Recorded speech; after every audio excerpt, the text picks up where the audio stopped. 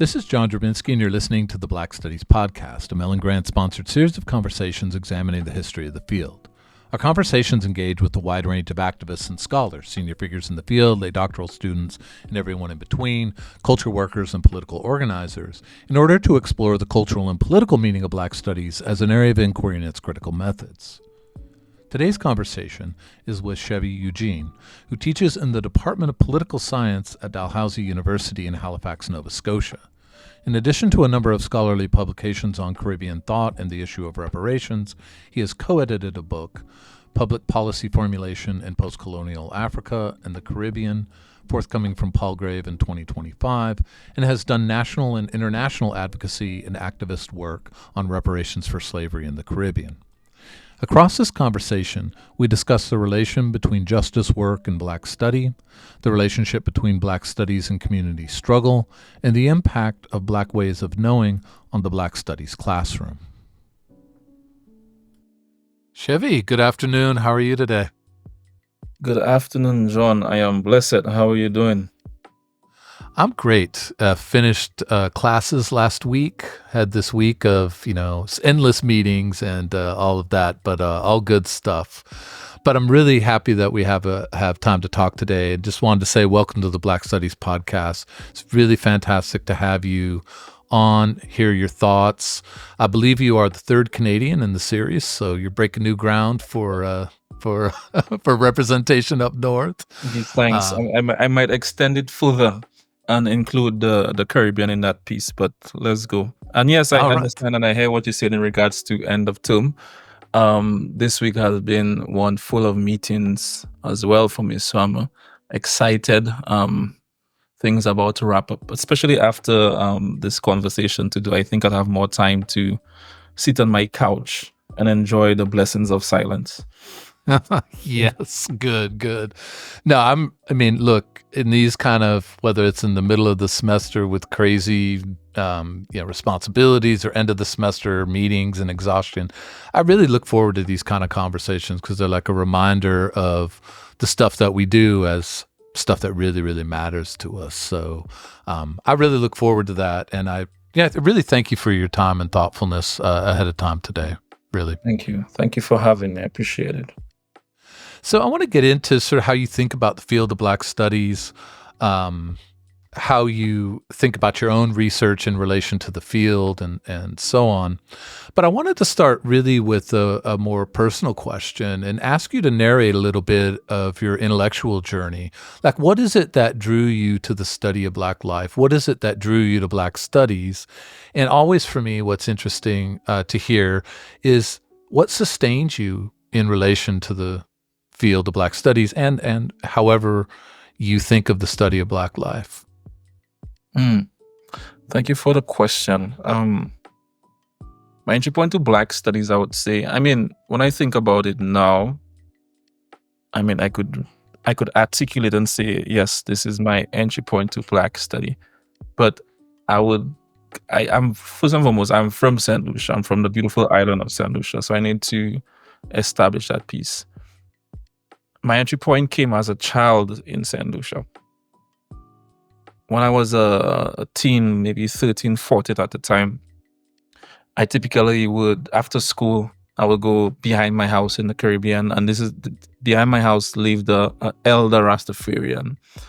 And a couple of them, but one of them, the main one, elder, he would always reason with us young people in the community.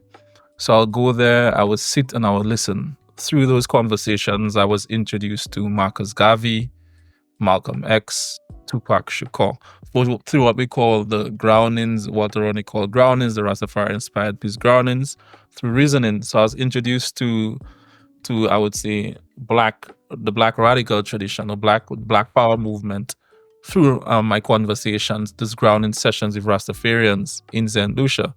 And migrating to Canada with that consciousness and seeing how Black life was positioned. And obviously, I was not using that type of language, but just seeing where we were located and how we were treated. Right? I'm coming from a space, a country where over 90% of the population is Black. So there was no inferior complex. I didn't suffer from any inferior complex concerning my race.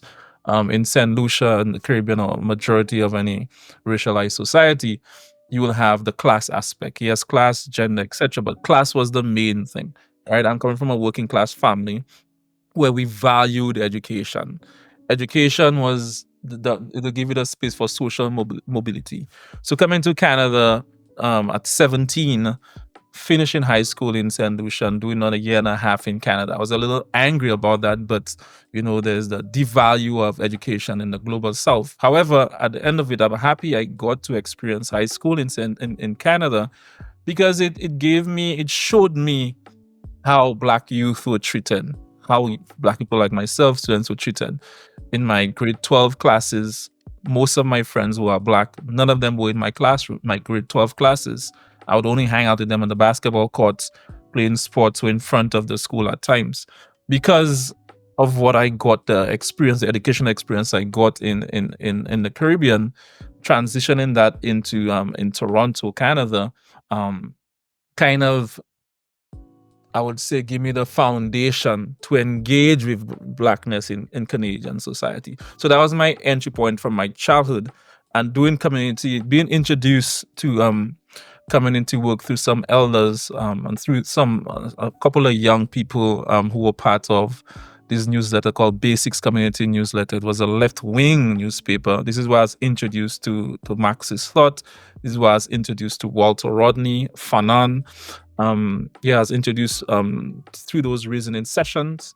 We mobilized in communities, and these were not only Black people. These were white. Some of them were white, some of them were other racialized group, Palestinian. So I was introduced and learned about the Palestinian struggles in the early 2000s. From that left-leaning Marxist collective Basic Community Newsletter. So we organized, we mobilized around police violence. We held campaigns. When gentrification was just taking, I would say, starting to grow in urban Toronto, downtown Toronto, we mobilized community members there in regards to how do you organize, etc. And when we confronted some of the members from the Toronto Community Housing who were pushing a particular project in Regent Park in Toronto. So my consciousness around, I would say, Blackness was introduced through community organizing, right? In my early days, and I entered university as a mature student at the age of 24, turning 25, and getting to know my village. They're getting to meet professors like Dr. Andrea Davis, who mentored me, Carl James, later on in my academic trajectory. Dr. Kamala Kempadu was my supervisor, and meeting other students, like whether Black Canadians, whether they were migrants like myself, first, second, third generation Black Canadians, having that community and learning from each other. So the consciousness from an intellectual, institutional point of view happened during my undergrad, in regards to organizing and community peace, came from Basics Community Newsletter. So it was just a natural trajectory from there.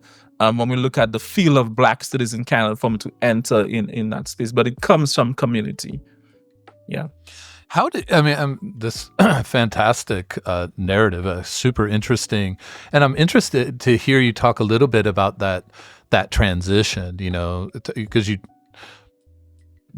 you talked about that transition and the difference and the sort of modifications about the way you think about Blackness, about identity, about Black studies, sort of in its elemental form, right? In that those backyard conversations, then translating into high school and introduction to this sort of racial stratification that's part of both Canada and the United States, and then community work. But how did that carry over into the university? I mean, did it feel like a continuity and a sort of deepening of it, or was it a jolt, right, of the difference between sort of a Black studies study and a Black studies as study in action?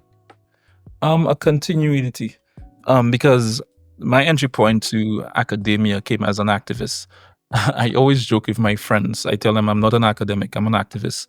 And through that, I pull from Walter on the concept of the gorilla intellectual. This is why I Mhm. situate myself. So the transition came from the community because even while I was at university, I was kind of like the the young elder because entering as a mature student, I was 24, 25, and most of the first years were coming from high school, so they were 18, 19. And I had a strong foot in the community, like as I mentioned, through organizing. So I'd always bring some of the community members to the university and also carry students to the community, right? So those exchanges were taking place. And even now, as an academic, this is what I do, right? I pool my work comes from community, what's taking place on the ground. Mm. So it was just natural for me. And being in Black Studies, well, the program, the Black and African Diaspora Studies program at Dalhousie University, that in itself came out from the continuation of my work on the ground, not just in Canada, Mm. but in the Caribbean, Latin America, and Africa as well. So this leads to my next question in really interesting ways, and my question really is asking you about your portrait of Black Studies, how you imagine the field, how you imagine what this phrase means, Black Studies, and I'm thinking about it in particular in relationship to its origin story in the U.S. context, which was. Had a tension built into its foundations. On the one hand, it was a concern with what was being taught, what was being represented, what an education meant, that the disciplines as they existed had little to no treatment of Black life. And Black studies, the demand for Black studies came from the demand to study Black life, literature, art, history, politics, etc. But at the same time, and this is where I think the San Francisco origins of Black studies is so important. It was also a moment of radical Black liberation struggle where activists were really trying to break down that sense of a boundary between a campus and its community, between what education means and what prescriptive action means for Black liberation struggle. And so I think, we're 50 something years later in terms of the field of Black studies being a part of higher education institutions. But I think we still have that tension built into the portrait of Black studies, right? This appreciation of intellectual traditions and the activist model of study for the sake of political action. And I'm curious to hear you talk a little bit more. It might just be an extension of what you were just saying. How you imagine Black studies, what Black studies means to you in relation to this tension at its origin point. I think that tension exists because Blackness is expressed in multiple ways in regards to political and intellectual thought, right? So I think that tension will occur regardless, especially when you're in a society that is built, as Bell Hooks says, on white supremacist capital patriarchy.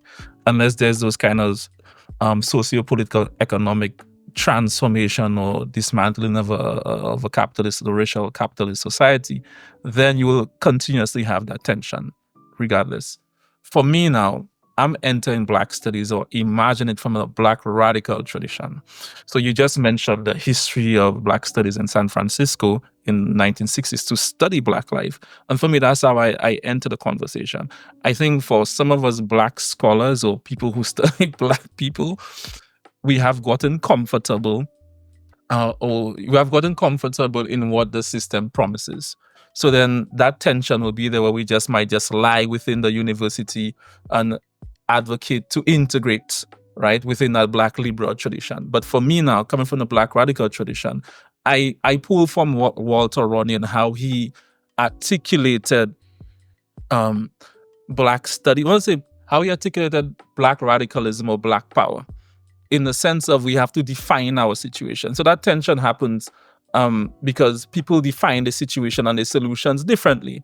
So using the Black radical framework, I have to define my situation in my local context. Like I mentioned, originally I'm from the Caribbean. So I define it initially from the Caribbean context, that Black radical context.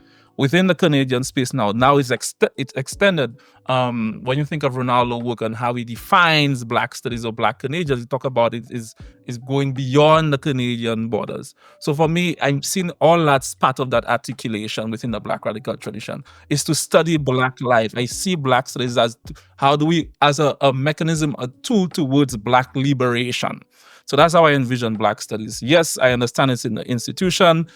Research is necessary to better Black life based on how people articulate what liberation look like for them. But for someone like me, who has been molded, I would say, in the Black radical tradition, I see it as a tool to use towards Black liberation, right? Mm-hmm. And Walter Rodney, in Walter Rodney Speaks, in one of his speeches, I would say, he talked about it. It served three purposes. One, as I mentioned, defining our situation, present our situation, that definition, to other parts of the Black world. So, for example, what is the situation of Black people in St. Lucia or in the Caribbean? And the same in Canada. Even within Canada, you're going to have various dynamics. Where I'm from in Nova Scotia, you have 52 historical Black communities, right? And who have been there for 7 to 8 generations. During slavery, as you know, African Americans left the U.S. and established communities in Nova Scotia. You also had the Jamaican Maroons. You also had movements of people across the Caribbean coming to Nova Scotia to establish some of those communities. You had the Black loyalists as well. I know I'm giving a lot of information there, but I'm just trying to show you the diversity of the Black experience, right? So that local condition for those historical Black communities will be very different from migrant communities like myself that are coming from transatlantic slavery, or as Stuart Hull would say, who has been twice diasporized. You are part of the African diaspora, and you're also part of the Caribbean diaspora. So liberation for me, based on my local context from the Caribbean, might be different in how I articulate it as that migrant. And then you have continental Africans now who might not have no connections with transatlantic slavery, and they articulate their liberation differently within the Canadian space. So those tensions will happen, those tensions will occur. So defining our respective situation and sharing it with each other, right? Because for me, Black studies, it's not limited to those institutions, to those borders, but it's transnational in it. And I'm highlighting that to talk about the third point that Rodney talks about in regards to learning from each other, right? Based on my experience, even when you talk about the history of Black studies starting in San Francisco, how can Canada is an interesting place. How can Black Canadians, academics, activists who are working towards establishing Black Canadians to learn from what took place in San Francisco, the ups and the downs, and how do we localize it? So for me, Black studies, that's how I see it, through those 3 dimensions, defining our current situation based on where we're located, and present that, have those exchanges with the other parts of the African world, and the third piece, having exchanges and learning from each other. So that's how I envision Black studies as a mechanism towards Black liberation. Yeah, no, that was wonderfully put. There's so much to think about. So thank you for that. And what you were talking about is that, on the one hand, you sort of said, Black studies as a tool for Black liberation, but then your description of it made that sense of tool to be such a deep and rich existential event. Because learning about your situation, right, the study that it takes to learn others' situations, to figure out conditions of solidarity, this is for me, this really interesting point where the relationship between study and activism is so intimate, right? And I think a lot of times in debates about the nature of the field of Black studies, those things get cleaved so that people start to think about them as opposing tensions. But I think the way you just described that, which is fantastic, I actually can't wait for this to go live and listen to it again. It really like puts so clearly that sense of the interdependency, like whether you want study or you want activism as a sort of ultimate portrait, right? You cannot do one without the other, right? Most definitely. But also, and I don't I would be surprised if things were that different in Canada. But in the United States, it turns out that even just studying Black life in many of our states is increasingly criminalized and banned in itself has almost become a form of activism. But yeah, this is what happens when you elect far right governments. So. Most definitely. Well, let me ask you a little bit about your research. You know, your work is invested in historical studies, cultural history, and you know you've talked already about those things, and especially political sensibilities. And that combination has so many potent insights for the field of Black studies. And I'm interested to hear you talk about how that collection of orientations or sensibilities, however you want to put it, how you think that places your research and your thinking in relation to the past of Black studies, but also how you might see yourself forging new ground or opening new horizons for the field. Okay, thank you for that question. When I look with my work, first and foremost, my work is on the global reparations movement. I think I should have mentioned that earlier, but we have time to speak on it. My research, my PhD dissertation was on the Caribbean reparations movement, decolonizing the Caribbean reparations movement. And what do I mean by that in regards to decolonizing of self and decolonizing of the state institution to have a genuine reparative justice movement, and genuine in the sense of delinking or uprooting what would say from white supremacy, uprooting from the neo-colonial practices of or articulation, I would say, of reparations that have been curated by Caribbean Community Campaign. So my research is interrogating that piece and proposing, interrogating a state-led reparations campaign and proposing a people-led movement in partnership with the government, in the sense of everyone have a different role to play, but then it should be in conversation with each other. Right. So that's my dissertation right there. And my current work extends to that, right? In regards to when we think about learning from the past of Black studies, I'm looking at articulating reparations from a Canadian point of view. Interestingly enough, just last week, I was at the UN and in New York presenting on asking the question, where is Canada located in the global reparations movement, and also asking how can reparations be taken up as a national project in Canada. Mm-hmm. And going back to your initial piece about the very origins of Black studies in the US, I would say learning from that history fits into the contemporary context of Black Canadian studies. So where the US was in the late 50s and in the 60s in articulating Black studies, this is where Canada is at this moment.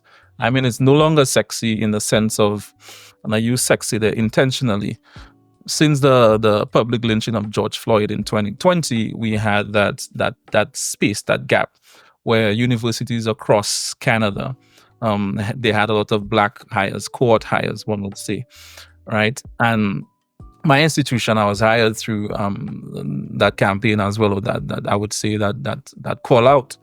And my institution is the only institution that is offering a degree in Black studies, right? So University of Toronto, York University, they might be offering certificates, but not necessarily an actual degree, right? So when we talk about my research now, right, and learning from Black studies is seeing how they are in conversation with each other. So the Canadian piece, and it's intentional of me looking at the reparations in the Canadian pieces. I see it as an opportunity to have a larger conversations about Black studies in Canada and what does justice look like.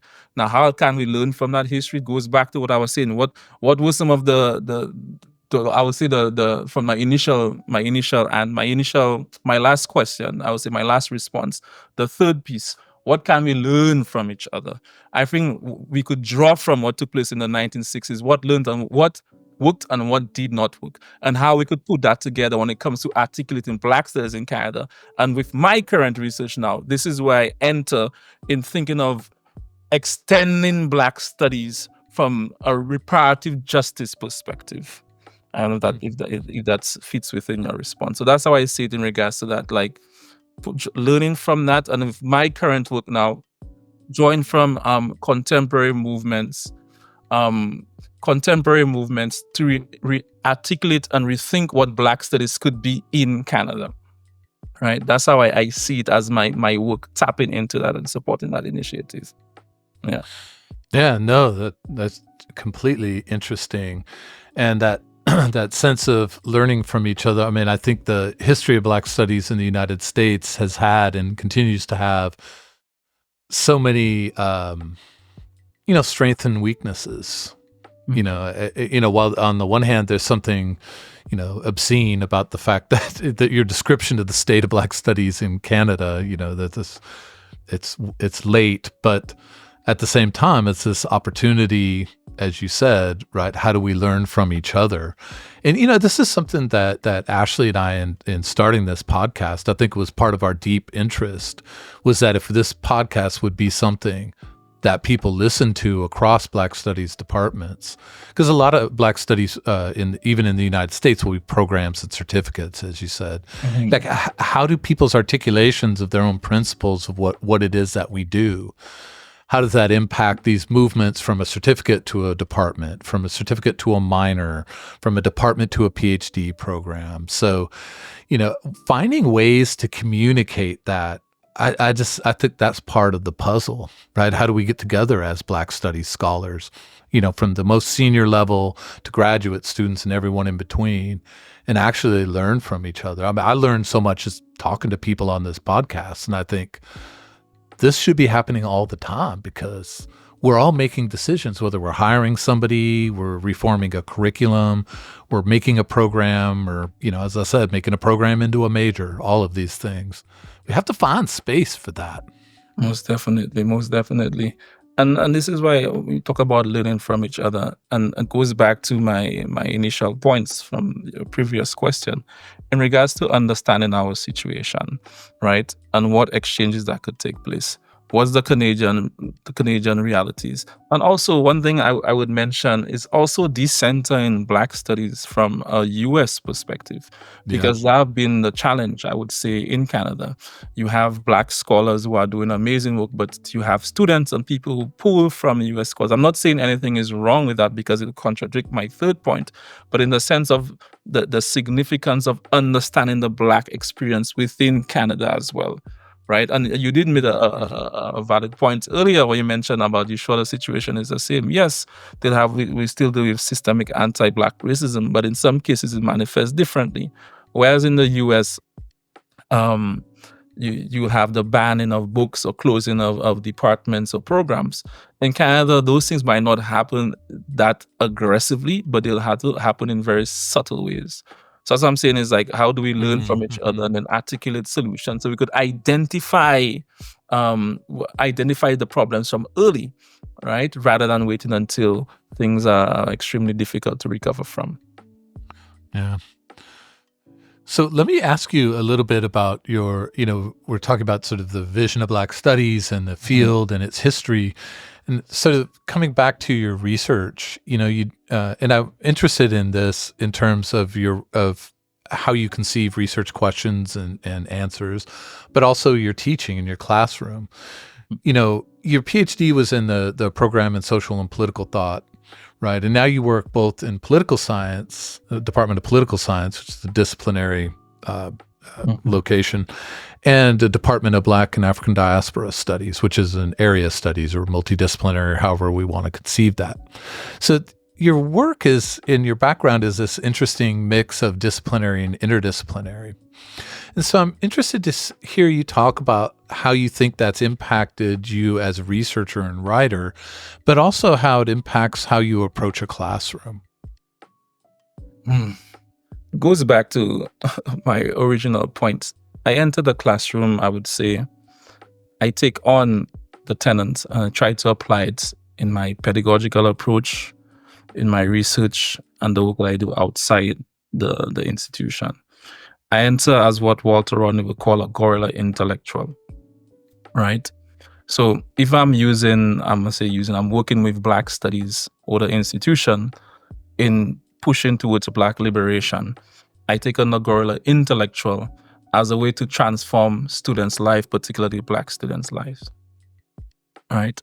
So being in political science, and my work, my teachings is around Black political thought, Black radical thought, and as a political theorist, but stemming from grassroots movement, pulling from Rodney's concept of the guerrilla intellectual, and how I manifest that in the classroom is I have my classrooms, particularly these upper level classrooms, I hold grounding sessions, and what are grounding sessions? Well, we decenter knowledge production. So I'm not standing in front of the classroom and I'm just speaking. Rather, we sit together, we break bread, and we have conversations about the reading. We have conversations about the reading and how students live the experience, participate in those conversations. So I enter the classroom as a guerrilla intellectual. So I take on that piece to decenter knowledge. Yeah, I mean, when you talk about that, you've talked about that relationship between like community and classroom and education and community. I really think this is something that my collaborator Ashley and I talk about all the time, is the way that the construction of that classroom as you described it, right, is already that work of Black studies that has always been situated in that line between the lived experience of the student, right, who lives in a racialized society, which positions people in particular ways, and so the rhetorical content as well as the arguments in any piece we're talking about, a film, a poem, a census tract, everything. That moment where you have that classroom that blends these two is already enacting just in, room 103 or wherever we are with students, enacts exactly so many of those things you were talking about the relationship between community and thinking or study. So in the classroom, I entered, as I mentioned, as a guerrilla intellectual, and tried to decenter knowledge production by pulling from students' lived experience and what they understand from the material that they read. So in being trained in social and political thought, and now practicing those ideologies or those practices, I would say, in political science, allows me to I would say interrogate the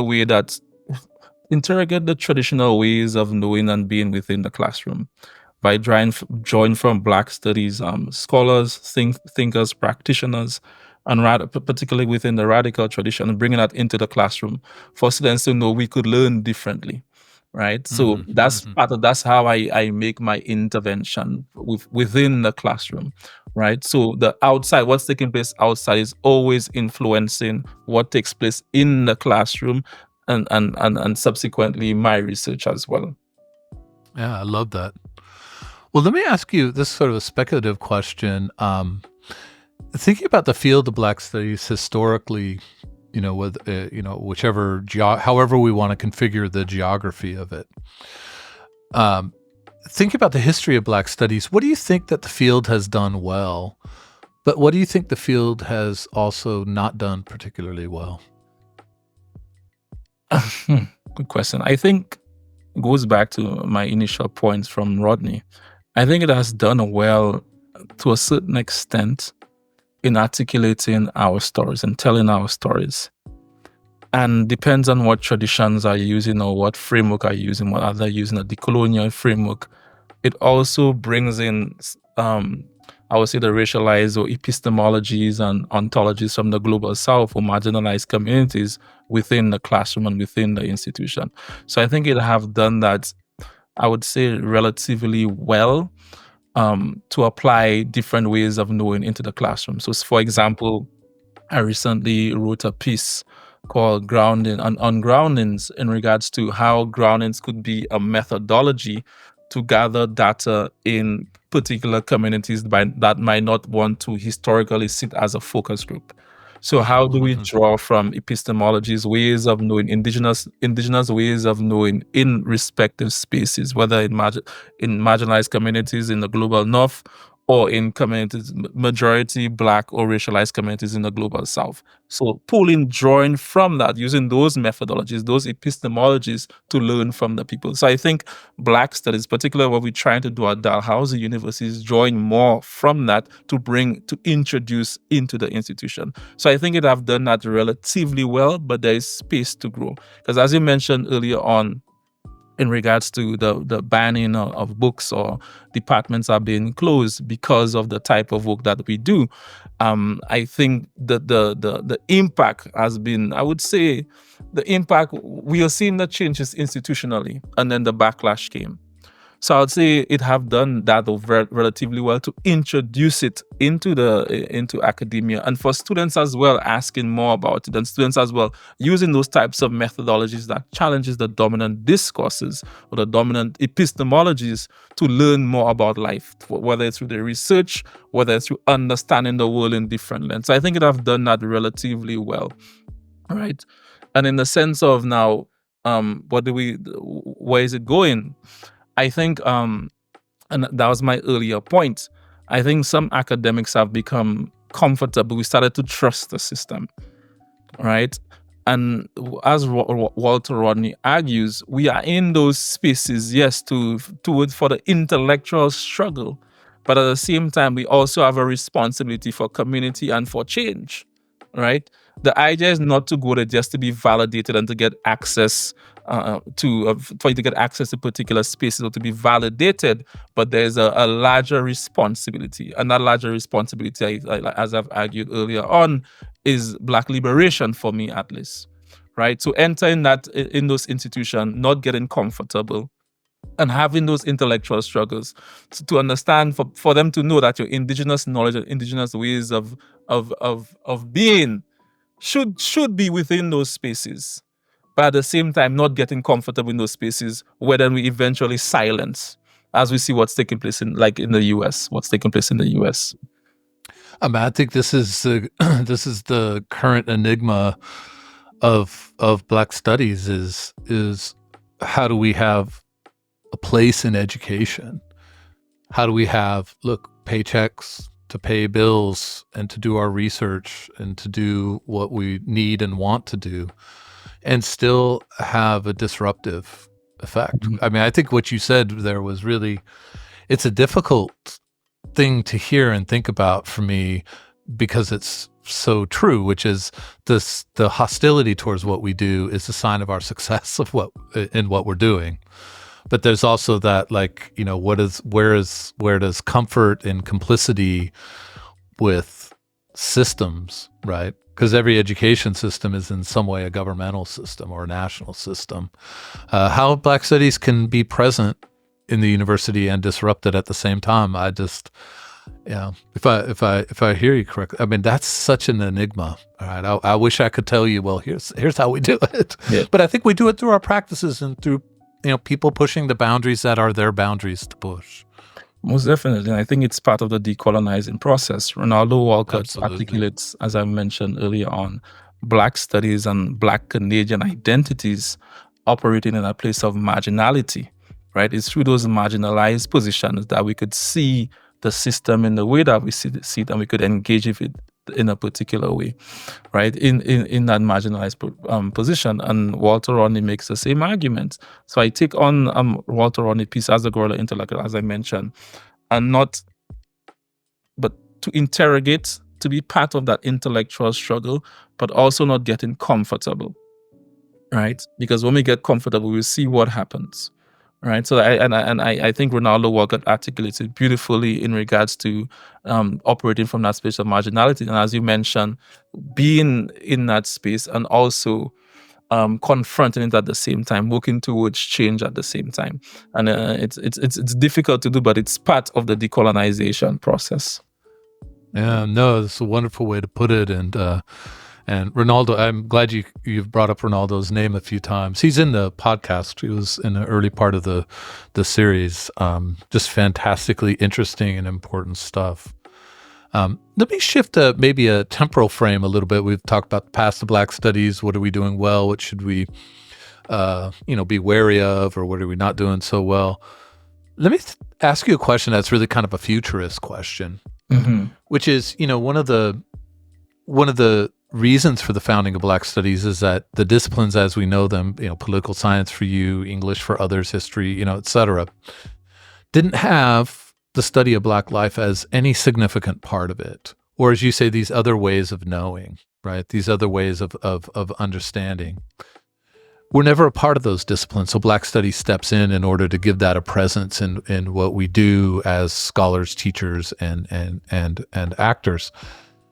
So what then is the sign of our success in Black Studies? Is it to transform those disciplines so that in the future, at some point, we don't need Black Studies? Because what Black Studies does is now so embedded and really baked into what disciplines, political science, literary studies, et cetera, do. Or is there something really distinctive about Black Studies that is very much like a discipline, even if it's not a discipline, very much like a discipline in that it can't be reduced to its, in this case, dispersion into all of those known ways of approaching, political theory, political science, history, etc.? Thank you for that question. I think it goes back to my earlier point. Black Studies would always find its space, whether you mention as an area study, whether as a discipline, whether it will be dissolved later on, who knows. The very establishment, the very foundation, I would say, of the contemporary modern world is on white supremacist capitalist patriarchy. And unless there's a dismantling of that system, Black Studies will always have its voice in that marginalized space to advocate and to transform. But then it also depends on how we are articulating and thinking about Black Studies. So I highlighted Ronaldo's piece on how he has articulated Black Canadian studies and Black Canadian identities in Canada. But someone in a different location might be thinking about it differently, in the sense of advocating to integrate. And if you're advocating to integrate, you continuously will have those issues. You continue to have those problems of marginalization. You'll have those issues of banning of books, right? So for me, the way I see Black Studies, it's going to be then it's necessary. It's a tool that's necessary for in those institutions, particularly academic institutions, as a place for intellectual struggle for social, political, and economic transformation.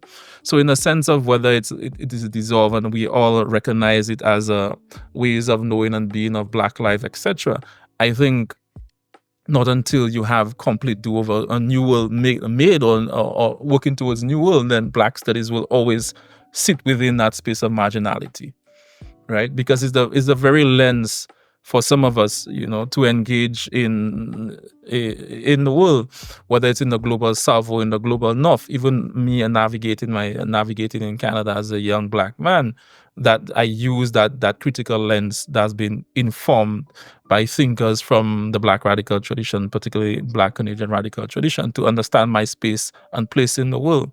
So in a sense of the necessity of it, I think it's extremely important, right, into understanding one place and to making proposals and thinking of what does Black future look like, right?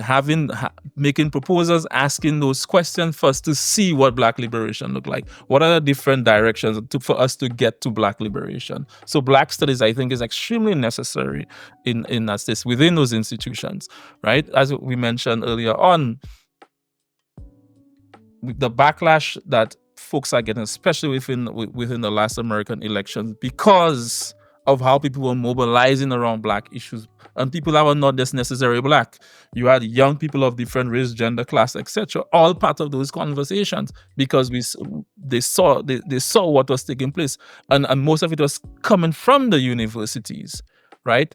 People might not be students, but they'll support the students in those movements, right? So I think in regards to Black Studies and the future of Black Studies, I think it's important in mobilizing and transforming not just academic or the education system, but various systems, because most of those individuals who go out in the world to make those changes are coming from the university, right? Those experts, right? Yeah.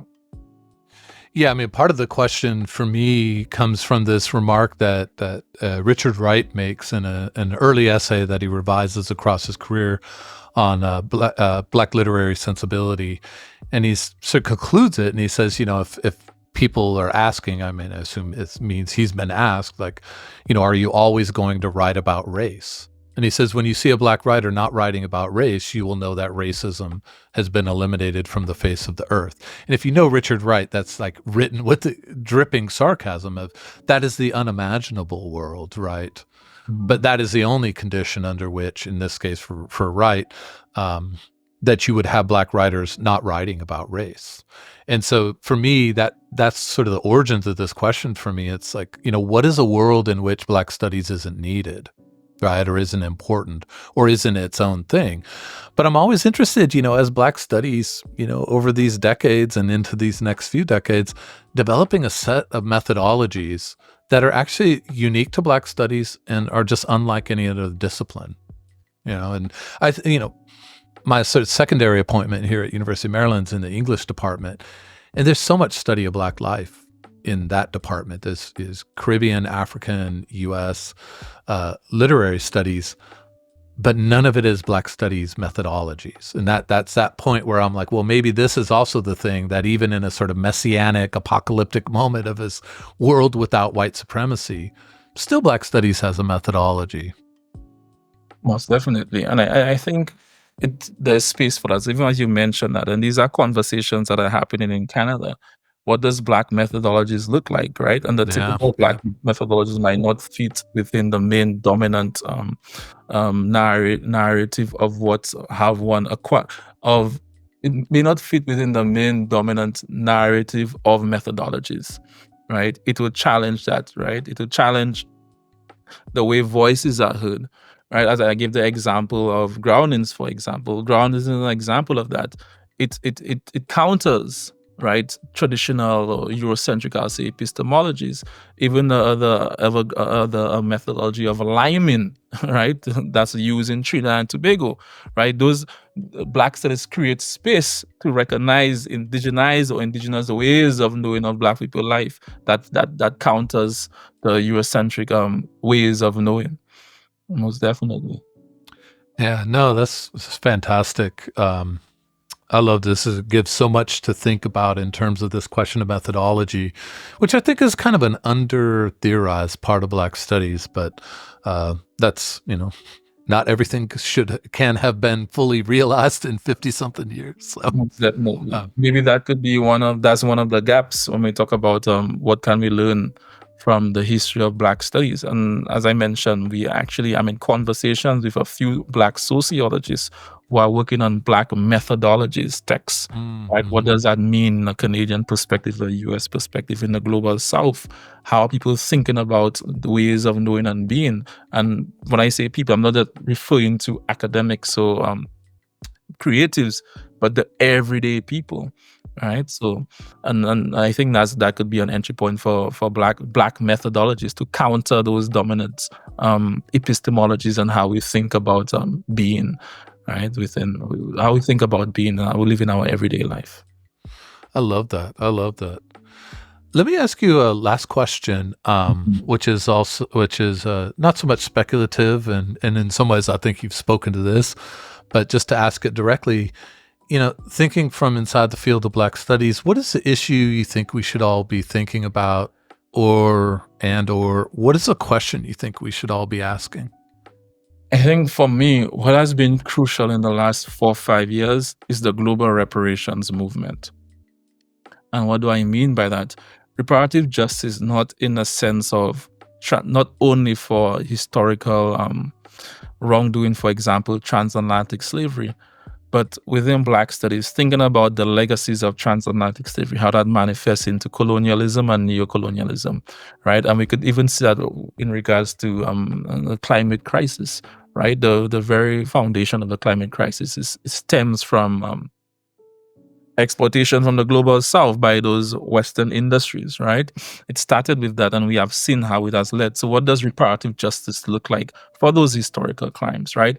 And when I think about reparative justice or reparations, I also think about it in academic institutions as well. We were talking about the Eurocentric epistemologies.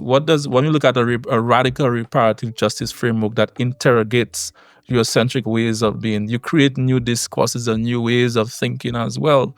So reparative justice, I think, have to go across our everyday being.